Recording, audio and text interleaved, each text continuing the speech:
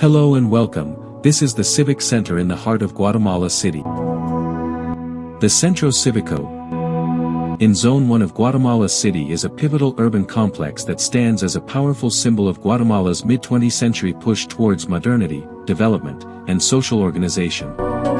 Designed and constructed primarily in the 1950s and 60s, it was conceived as the new heart of the city, consolidating key governmental and social institutions in one centralized, architecturally cohesive space, moving away from the colonial style of the nearby Constitution Plaza.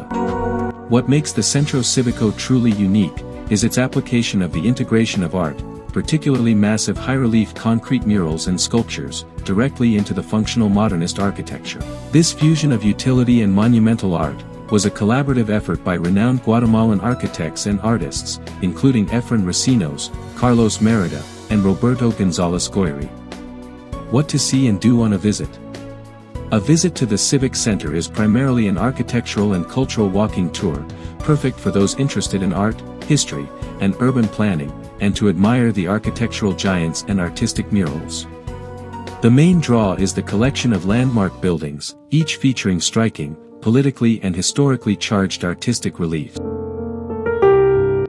Bank of Guatemala, Central Bank, is perhaps the most famous building, featuring immense, abstract and figurative concrete murals by Roberto González Goyri and Dagoberto Vázquez. The art narrates the economic and social history of Guatemala. The Guatemalan Institute of Social Security, IGSS, building, includes powerful murals by Carlos Mérida that decorate this structure, reflecting the establishment of social security in the country. The Municipal Palace, City Hall, includes significant works that reflect municipal history and governance. The National Mortgage Loan, CHN, building is another excellent example of art. The Centro Cultural Miguel Angel Asturias, commonly called Teatro Nacional, is also a cultural center in Guatemala City.